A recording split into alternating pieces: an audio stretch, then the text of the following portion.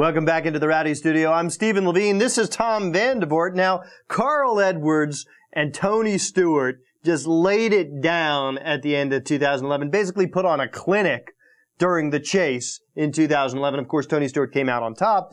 Both of them seem to be, if not struggling a little bit now, certainly not performing up to the expectations a lot of people had going into 2012. Well, first of all, I think you have to separate the two guys a little bit because Tony Stewart did start off pretty well this season. He does have 2 wins. Especially on the downforce tracks. He won twice, whereas Carl Edwards hadn't even led a lap until we got to Richmond, right? And that was reminiscent of a season that Carl had a couple years ago where he just couldn't seem to get it going. After a very successful season, he had sort of a letdown. Exactly. So you got to separate those two guys a little bit. But then you look at Tony Stewart, and he goes to Texas, where he'd won a couple times recently, and just doesn't lead a lap, doesn't look very good. Goes to Kansas, doesn't look very good there either. Now, both those guys looked real strong at Richmond. So I think they are trending down a little bit if you look at it. But it is early in the season. So as Bob Pocker says on sportingnews.com, it's no time to wig out. Well, remember, Tony Stewart was so off in the regular season last year that he fired his crew chief before the chase even started.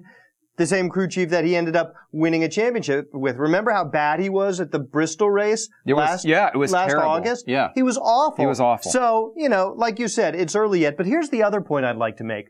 I think the recent run of Jimmy Johnson, 5 straight championships, has altered the public's expectations a little bit of what these guys are going to be able to do year in and year out. I think Jimmy Johnson's run was the anomaly. I think this sort of up and down performance of these guys is more the norm. Maintaining that dominant style performance over an extended period of time in NASCAR Sprint Cup racing, very difficult, despite what Jimmy Johnson did. So I'm not necessarily surprised. And you look at some of the teams that are performing a little better this year, notably Michael Waltrip Racing, and you say they've got more competition. But here's the other point.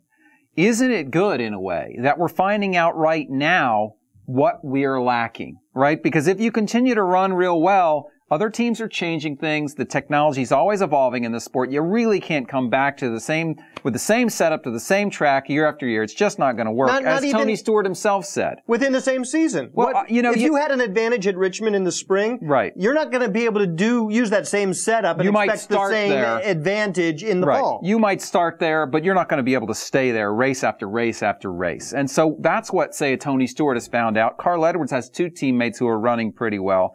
So he can lean on them. I am not worried about these guys just yet. It's all about positioning yourself for the playoffs. They're in great shape to do it, especially Tony Stewart. So don't wig out. Right. Well, Tony Stewart is basically guaranteed a chase spot. I think so. I would be surprised if Carl Edwards didn't make the chase, even though he's not in a chase-eligible position right this minute. Yes. I still expect him to make the chase. Absolutely. All right. For Stephen Levine, I'm Tom Vandervoort. That's our look at Tony Stewart and Carl Edwards. We'll see you next time.